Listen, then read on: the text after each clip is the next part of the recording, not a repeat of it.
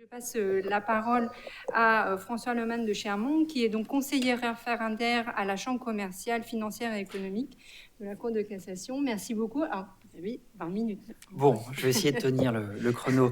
Merci Laure, merci Loïc, Penny et Gaël, merci pour cette invitation. J'en suis très honoré. Je suis également très honoré de m'adresser à un public d'étudiants. Voilà, c'est pour moi un vrai plaisir d'être là aujourd'hui.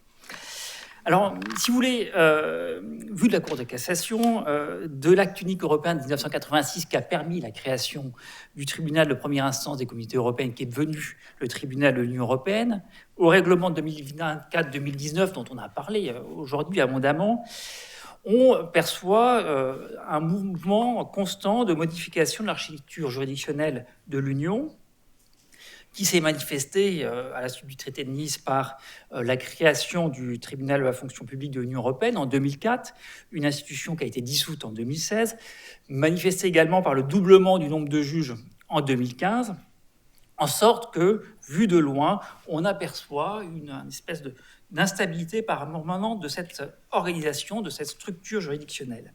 Mais derrière ce voile d'apparence, on perçoit également un mouvement constant d'extension des compétences et du format du tribunal de l'Union européenne, en sorte que, jusqu'à présent, on aboutissait à un schéma qui est pour nous assez classique, c'était celui d'une juridiction de droit commun de l'Union européenne, qui était le tribunal de l'Union européenne. Les causes sont bien évidentes, c'est l'élargissement des compétences de l'Union européenne qui a rendu nécessaire la création de cette institution, et c'est également répondre à un impératif essentiel de l'état de droit, qui est celui de garantir un double degré de juridiction. In fine, abstraction faite du maintien résiduel de recours direct, qui ne pesait pas grand-chose au regard de la globalité du contentieux traité par la Cour, on aboutissait par le renvoi préjudiciel et par le pourvoi à ce que la Cour de justice devienne véritablement le juge du droit de l'Union européenne. Pour la Cour de cassation, un tel schéma correspond à une logique intuitive, voire universelle, dont témoigne pour elle l'ordre immuable qui régit son fonctionnement, son format, sa compétence au travers du pourvoi. Aux juridictions de première instance, le fond, aux juridictions suprêmes, le droit. Hélas, cette architecture répondant un petit peu à la pureté des principes d'un point de vue national, à l'ordre naturel d'un point de vue national, a été brisée d'abord par l'apparition en 2019 d'un mécanisme d'admission préalable des pourvois, et ensuite par cette demande formulée en 2022 par la Cour de justice de l'Union européenne de révision de son statut, permis par le traité de Nice, puis l'article 256, paragraphe 3 TFUE. C'était perçu comme une option ultime par Oldul, qui est un ancien président de la Cour de justice, et cette option a été finalement retenue par la Cour de justice elle-même. Et on aperçoit que la proposition qui a été faite par la Cour de justice dans sa demande, constitue aujourd'hui la colonne vertébrale du projet, avec le choix des matières spécifiques qui avaient été identifiées par la Cour, et également l'extension du champ des arrêts dont les pourvois sont soumis à une procédure d'admission.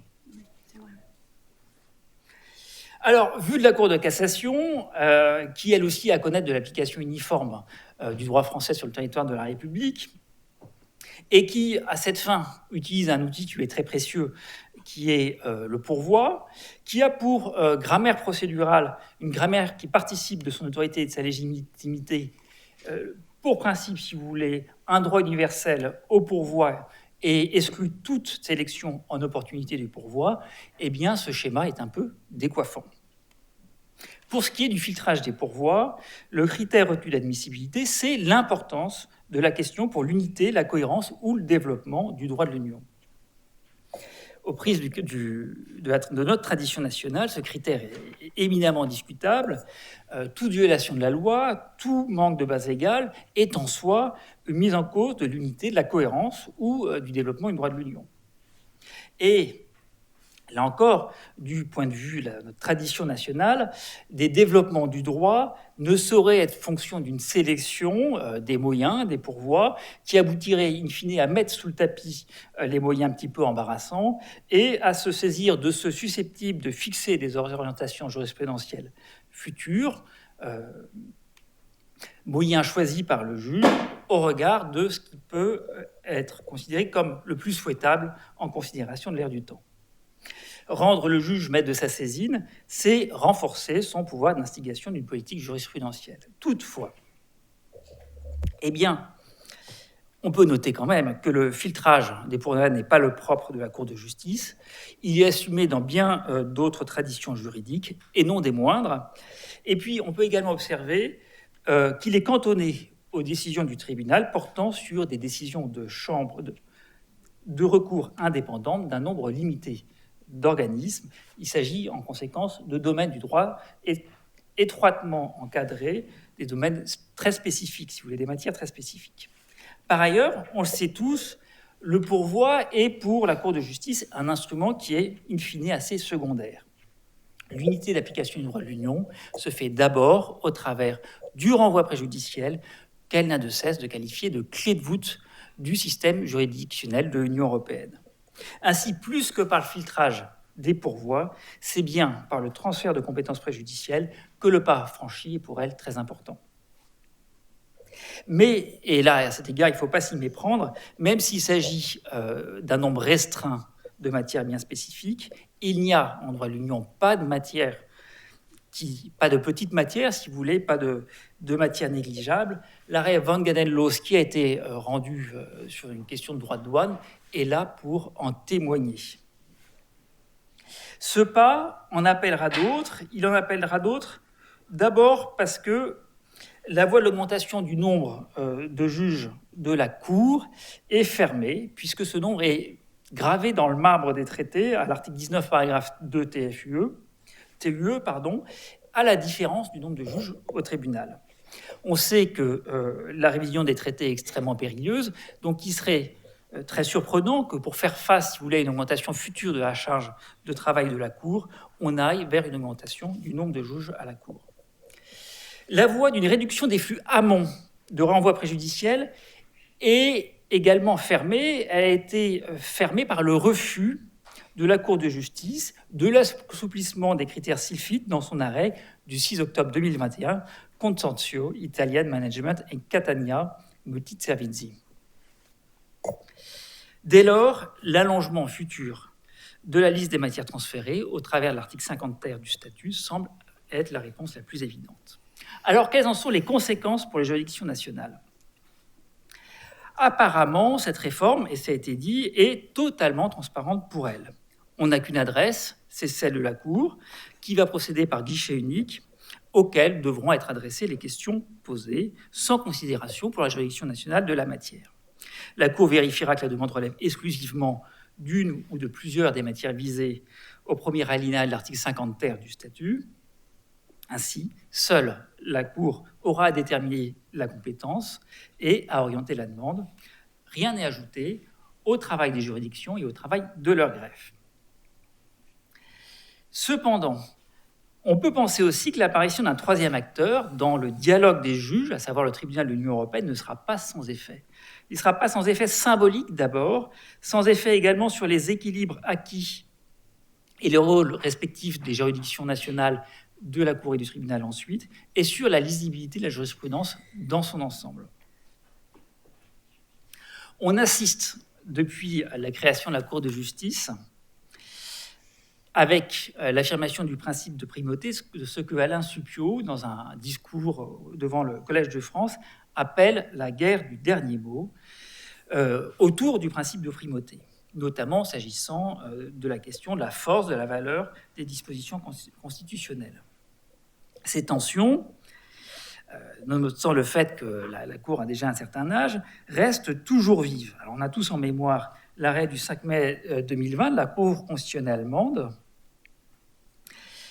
qui a qualifié d'inintelligibles des motifs un arrêt des dispositions d'un arrêt de la Cour de justice portant sur la légalité du programme d'achat de titres de secteur public de la BCE, qui elle a considéré, si vous voulez, qu'elle avait statut ultra vires.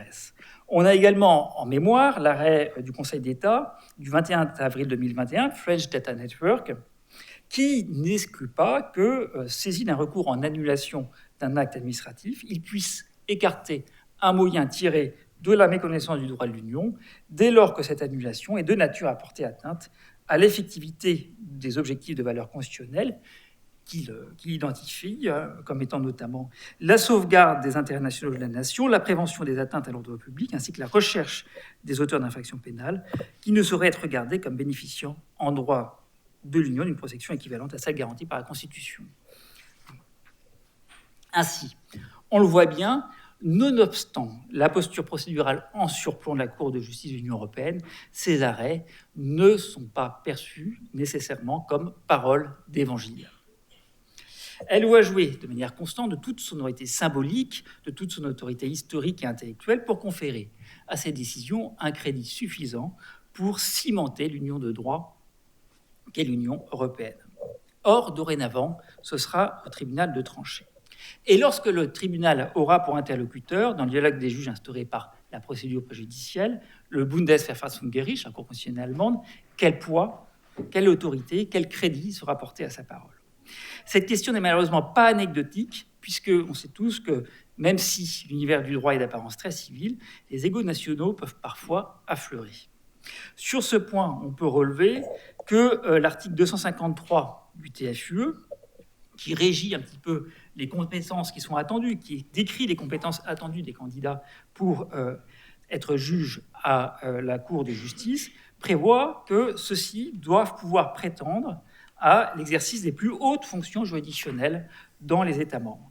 Il en va différemment pour ce qui est des membres du tribunal, puisque l'article 254 du TFUE indique qu'ils n'ont à justifier que de la capacité pour l'exercice de hautes fonctions juridictionnelles.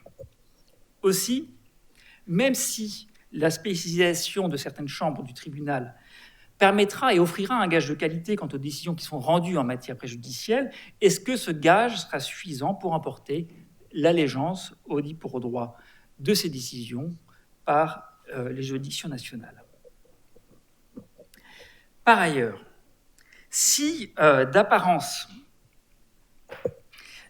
il n'appartient pas, on l'a vu, aux juridictions nationales de définir l'orientation qui sera donnée de leur demande de décision préjudicielle entre la Cour et le tribunal, on peut se poser la question de savoir si il ne risque pas d'en être autrement.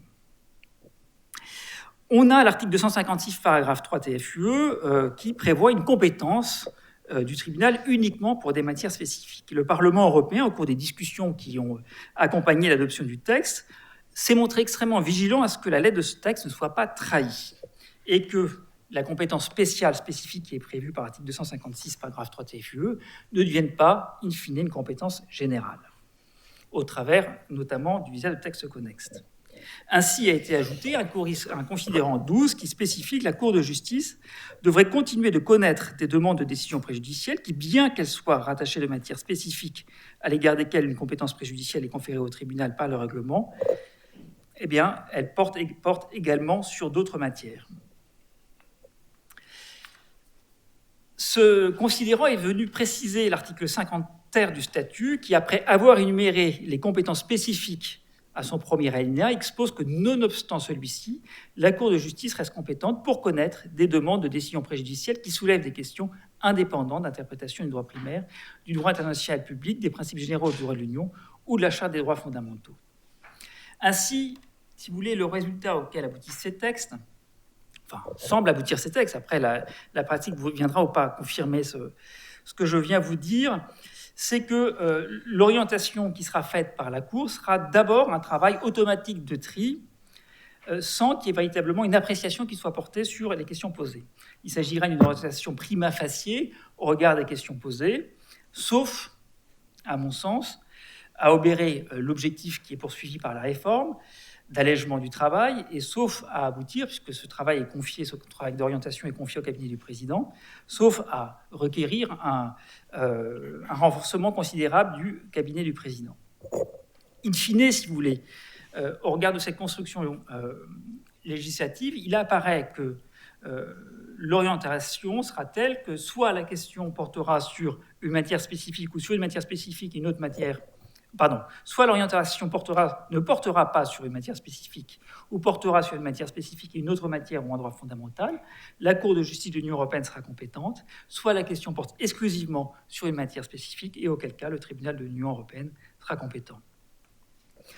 On peut relever que le Parlement européen, manifestement inquiet ou soupçonneux d'une émancipation discrète au travers de mesures d'administration judiciaire, d'une orientation par mesure d'administration judiciaire non motivée qui aurait abouti à ce que la Cour ne s'explique pas sur la raison de l'orientation, a ajouté une obligation de motivation qui est explicitée en particulier au considérant 15 du règlement.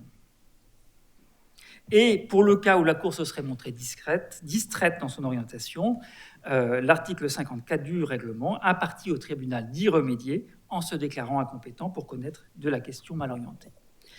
La conséquence de tout ça, c'est que les questions posées et partant leur auteur commandent l'orientation.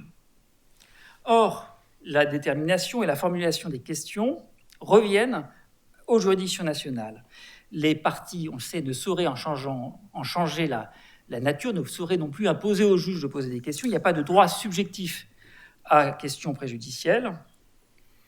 Et par ailleurs, l'on sait qu'il est rare qu'une disposition de droit national ne puisse, en considération de son objet ou de son exercice, être attachée à un principe général du droit de l'Union ou bien à la charte. Aussi, on peut penser qu'il pourrait être aisé pour les juridictions nationales soit de viser dans une même question le droit de l'Union relevant d'une compétence spécifique, une matière spécifique et également un principe général du droit ou la charte. Soit, dans une même demande, une question visant une matière spécifique et une question visant la charte ou un principe général du droit. Aussi, c'est une question que je pose, est-ce que la réforme ne va pas aboutir à ce que les juges nationaux soient de facto un petit peu maîtres, par la rédaction des questions posées, de l'orientation future qui lui sera donnée, et puis choisir, in fine, si ils souhaitent que la question soit posée davantage par la Cour ou par le tribunal de l'Union européenne. Alors, cette question doit être amendée, doit être tempérée, cette crainte doit être tempérée par le critère qui a été rappelé tout à l'heure par Stéphane Gervasoni, qui est le critère d'indépendance de la question d'interprétation de la charte ou du PGD. Ce serait que dans l'hypothèse où la question la question relative à la charte se rapporterait uniquement et directement à la charte ou à un principe général du droit de l'Union, qu'une compétence de la Cour serait envisagée. Alors, je ne sais pas comment va être saisi ce critère. Toujours est-il que la charte, comme souvent les principes généraux du droit de l'Union, ne s'entendent qu'au travers d'une mise en œuvre du droit de l'Union et plus spécifiquement d'une disposition spécifique du droit de l'Union. Alors, si cette disposition spécifique ressort à la compétence, à une des matières, si vous voulez, spécifiques de la compétence du tribunal de l'Union européenne, voilà, je ne vois pas comment, enfin, l'avenir le dira, mais je pense que ce critère d'indépendance ne sera pas aisé à manier et que la distinction ne sera pas si simple que ça. Voilà. Dans tous les cas, au regard de la lettre du règlement, je ne pense pas que la Cour et son président, qui est chargé de l'orientation, puissent se saisir d'une gomme et d'un crayon pour procéder à un travail de reformulation à l'occasion de l'orientation.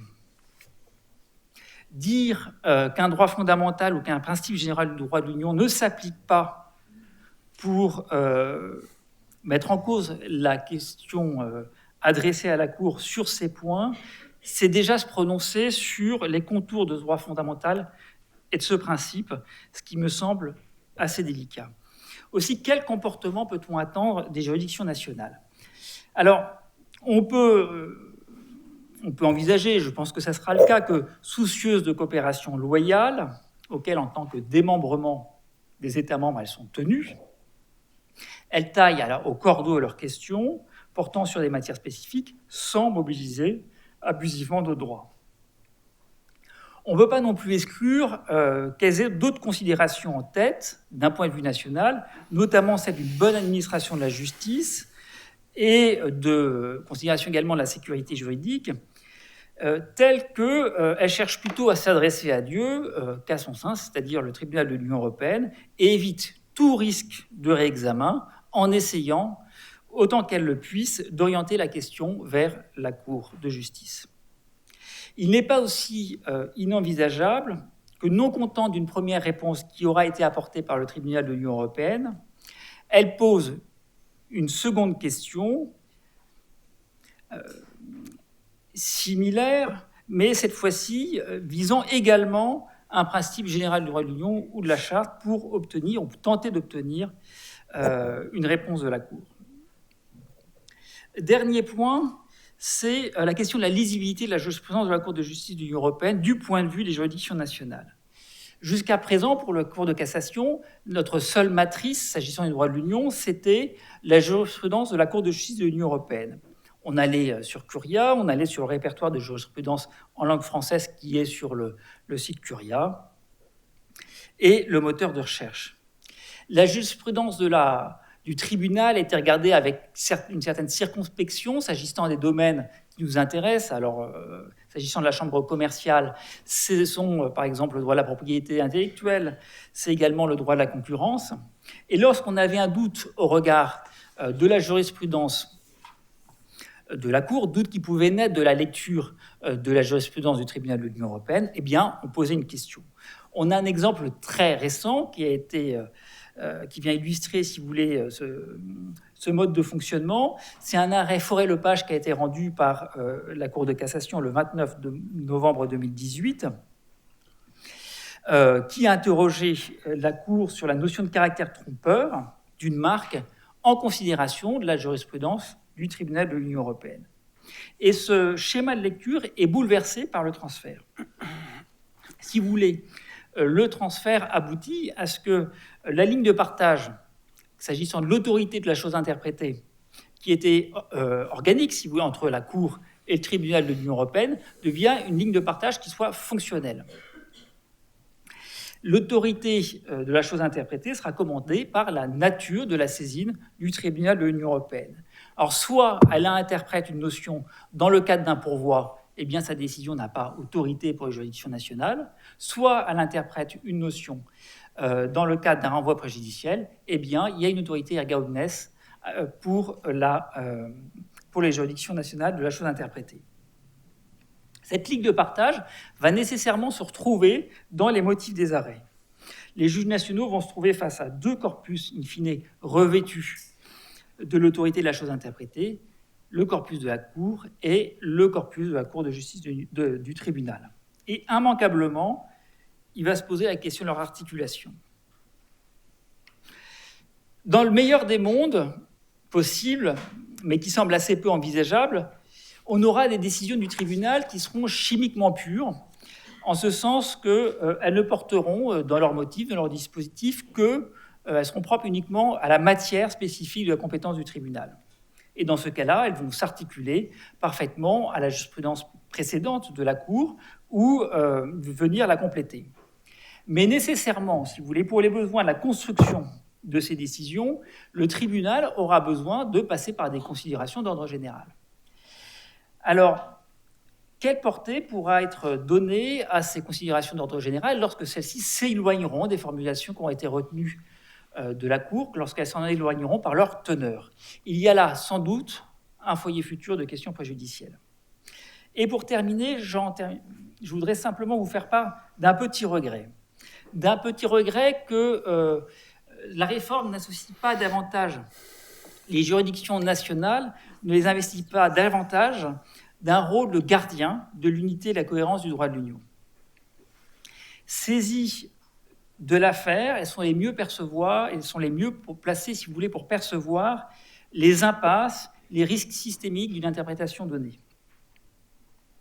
La procédure de réexamen est du seul pouvoir du premier avocat général. Une éventuelle rébellion telle qu'on est connaît, si vous voulez, en droit interne, s'agissant des décisions qui peuvent être rendues par la Cour de cassation, rébellion, où peuvent se montrer les auteurs, les juridictions du fond, les cours d'appel, n'existe pas ici.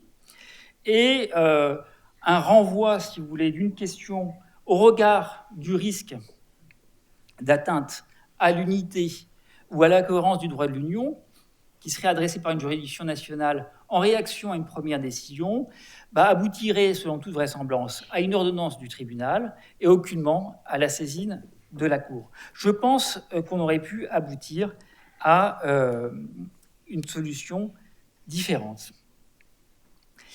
Peut-être peut-on y voir une certaine forme de défiance et également l'oubli de ce que si la Cour de justice est l'acteur majeur de l'union par le droit, cette union par le droit est avant tout une construction qui est commune à l'ensemble des juridictions nationales et européennes.